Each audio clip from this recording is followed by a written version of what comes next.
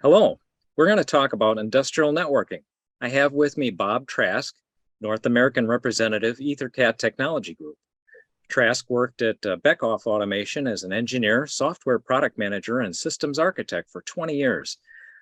Trask holds a Bachelor of Science in Electrical Engineering from North Carolina State University and has 30 years experience with automation, motion control, and communication systems. He's a registered professional engineer. I'm Mark T. Hosky, Control Engineering Editor and Content Manager since 1994. There are many industrial networking choices. In what ways are EtherCAT and EtherCAT Technology Group different from other industrial network and industrial network organization options that people have? The fundamental difference, and I'll focus on EtherCAT first. The fundamental difference is EtherCAT uses Ethernet. It's not a modified Ethernet. It's not a modified anything. It's just not IP based. So it takes an Ethernet frame, and rather than generating a frame for each device or maybe a group of devices, it sends the frame through the entire system the same way every time. And there's the point of sharing the system clock comes out there. That way you can update the entire system often with one frame of data. And it's a chip-based protocol. It doesn't use IP stacks, the ubiquitous, the stack as it's called. It doesn't use the stack. It really completely bypasses that. Vendors, device manufacturers will buy a chip, and there are 3 dozen different people who make the chips. And the whole physical part of how EtherCAT is communicated is in that chip. Just the same way Circos works and DeviceNet and CAM. Don't have to have a whole lot of processing, can often have very lean controllers because the communication are contained in the device. And a neat thing is it's the same way for everybody. So if I get a photo eye, or if I get a robot controller, they'll have the same heart. It's the EtherCAT, that same device. If it's 1 bit of data or much more than 1 bit, they're used the same. Now,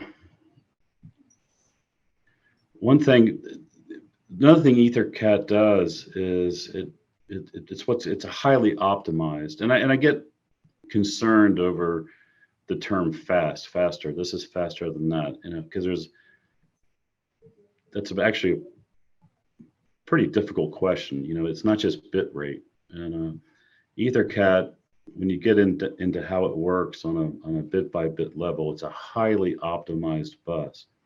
And one of the reasons that EtherCAT is by far mostly 100 megabit, and we'll talk a little bit more about gigabit stuff, but 100 megabit Ethernet, it has a fantastic noise immunity.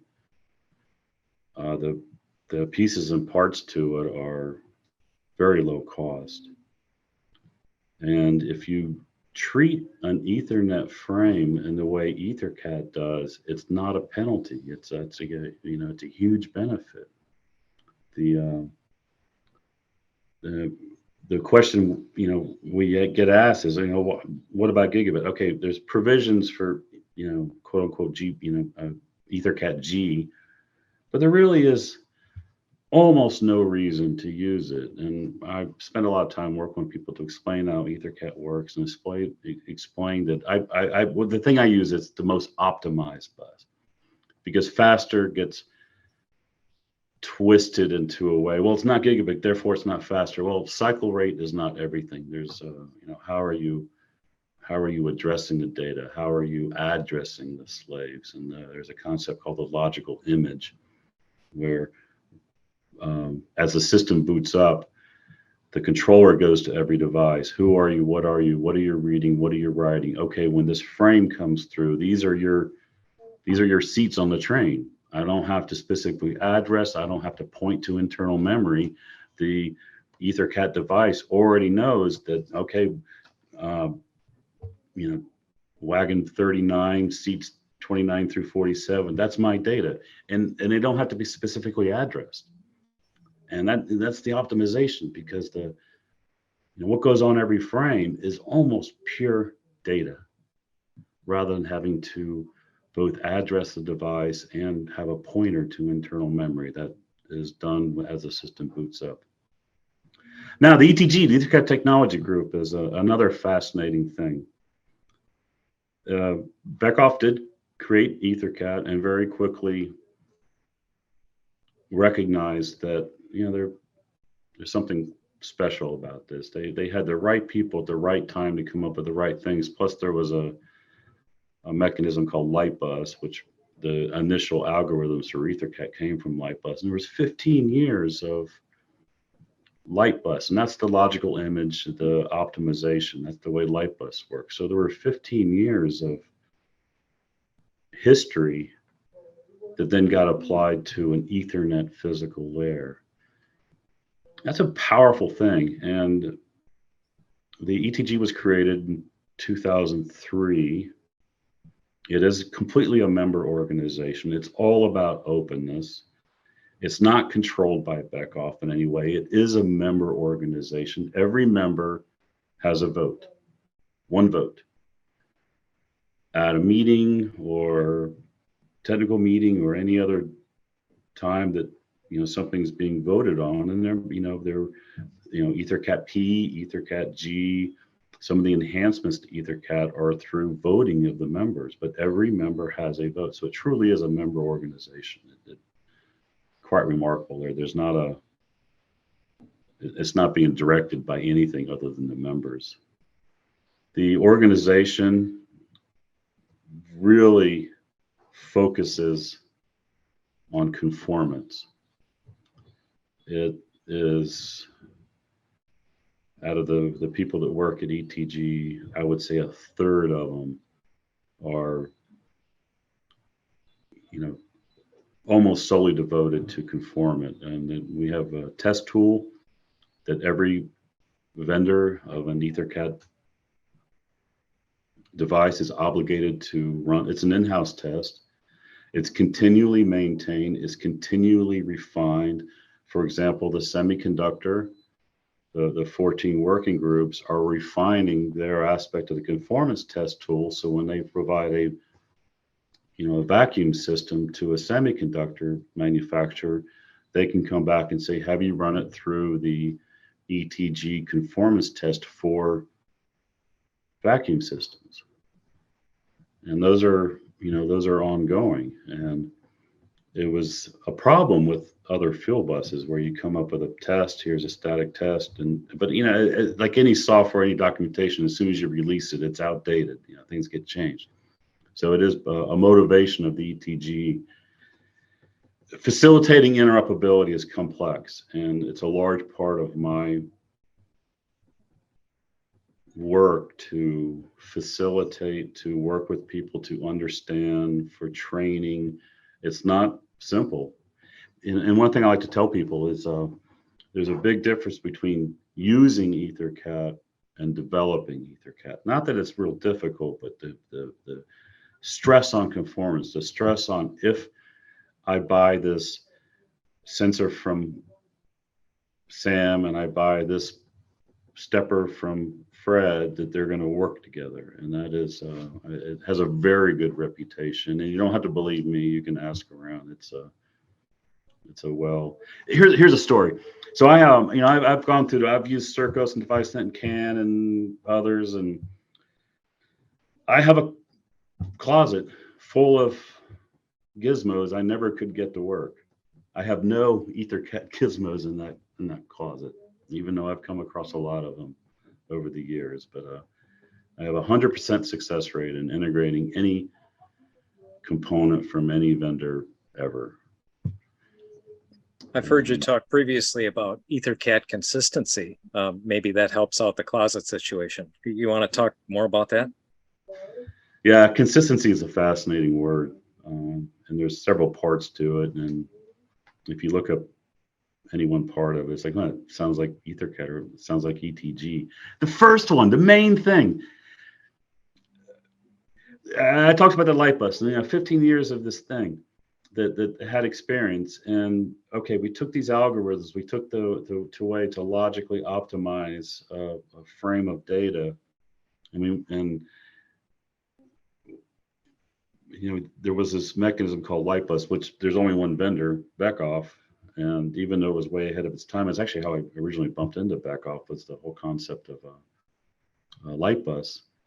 Anyway, took these things that they had a number of years tweaking out the algorithms for and put it on an Ethernet physical layer, got the right people involved to do things. And guess what? After 18 years, we're still on EtherCAT version 1, EtherCAT Rev 1.0. Unbelievable. So you talk about consistency. So you can you can take a new device, and I've had this EtherCAT system there for 10 years. Who cares? I can have an old device sitting in a closet and put it on a brand new EtherCAT system. It will still work. So there's absolutely unbelievable complete removal of, am I using the right revision of EtherCAT? It just disappears. And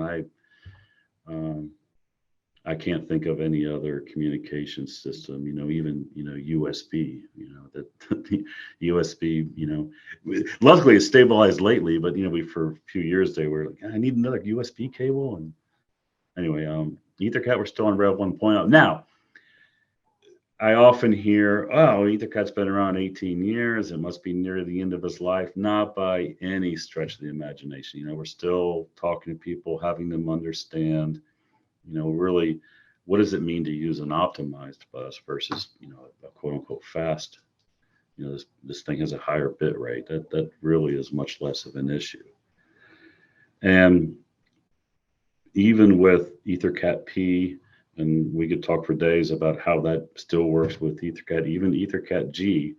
How is this possible? Well, it goes beyond what we can do here today, but these are enhancements to EtherCAT, but they don't obviate the base standard. Well, let's address that, Bob. How is EtherCAT helping simplify automation design, especially inside and among machines, like machine-to-machine communications? Yeah, okay. EtherCAT is really not so much a machine-to-machine thing. No, it's more of a machine down, controller down, the field bus level. Now, with that being said, we work with IEEE. We have a guy, an ETG guy that's on the IEEE 802 thing that's been involved with TSN longer than there's been an EtherCAT. Several of us, myself included, work a lot with the OPC Foundation. So when I say EtherCAT, there are provisions for what we call IP routed EtherCAT to transmit EtherCAT frames, between controllers and in a IP routed format. But EtherCAT of itself is a, south, controller south, and to deal with the controlling of a machine in the most effective, synchronized, easiest to implement, wire, diagnose, troubleshoot way. And that is a much smaller playing field to have that ability to do that in such an efficient way. Again, not to knock Edge, IoT, Industrial 4.0, ERP. We work closely with those. We'll provide the thing. One of the reasons we're big fans of PC controls is PCs do allow those hooks between the two much easier, and for people to realize. What's interesting about Industry 4.0 and IoT is it's a work in progress. It's an interesting revolution that we really don't know what the end game is going to be. People we're putting together tools, we're putting together things, and there's not an end game. It's like, how if we did this, what happens? What can we learn? How can we use it? And EtherCAT's a fundamental part of that from a field level perspective. Could you talk a little bit about EtherCAT P and what P stands for? P is power, and EtherCAT P, it is not the same as PoE, which there is a power over Ethernet. There is a an aspect of EtherCAT called PoE, power over EtherCAT. This is completely separate from that. PoE on both levels is pretty limited from a voltage, from a wattage, and it's not keyed. That's the big thing. It's not keyed. So there's nothing to prevent you from taking a what I call non-P and plugging it into a P. EtherCAT P has two 24-volt, 3-amp supplies. It's not two separate wires. They are on the wires. It turned the whole thing because, again, EtherCAT's all about keeping EtherCAT. Don't mess with EtherCAT. And what EtherCAT P does is actually, rather than most power and communications combined, will take the digital signal and superimpose on the power. EtherCAT P flips that on its head and superimposes power on the digital signal and then filters out on the other on both ends. It is, and you have two voltage supplies, because what do I/O systems need? They need input and output, sensor, peripheral. I grew up clean, dirty, you know, and PoE only had one voltage thing. EtherCAT P has both, so it fits right in with the whole way we think about I/O systems and everything. It's an up-and-comer. It's completely driven by end users, which was a surprise to us.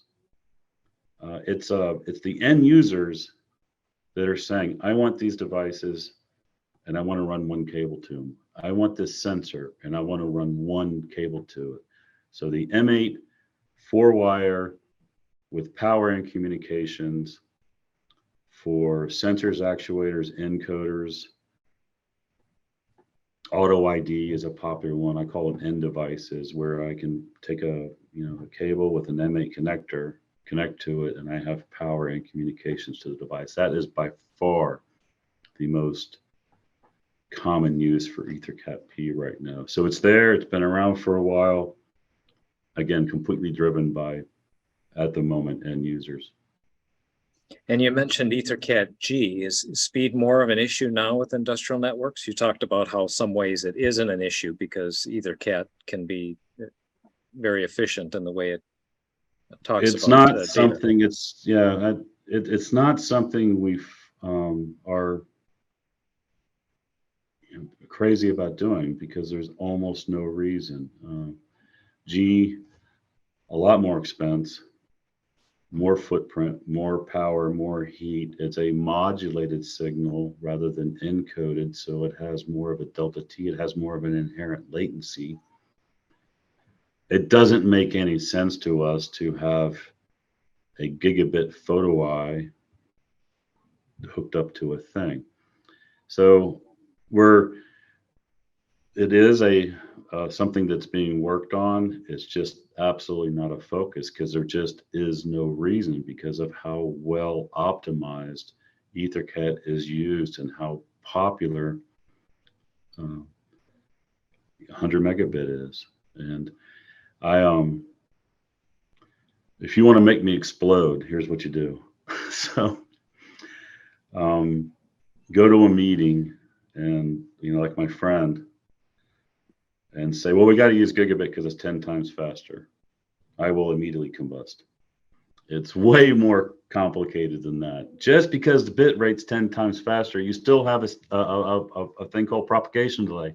It's not, it's finite. It takes time to get a signal, whether it's gigabit or 100 megabit, through a system. That's called propagation delay. Every field bus deals with it. And when you're on a field level, you're used to thinking about propagation delays. But what happens with gigabit is the frame is 10 times smaller. It does not mean it's 10 times faster. So, okay, the frame's 10 times smaller, therefore I still have to get the frame through the system. And with propagation delays, the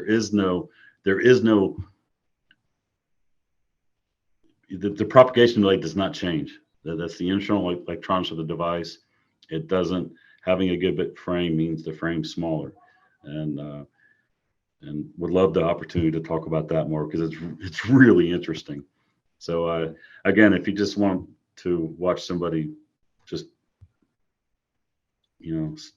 blow up, go to a meeting and say gigabit's 10 times faster. Well, thank you, Bob Trask, North American representative, EtherCAT Technology Group, for the discussion, the perspectives, and the insights. I'm Mark T. Hosky, Control Engineering Content Manager. Thanks for joining us.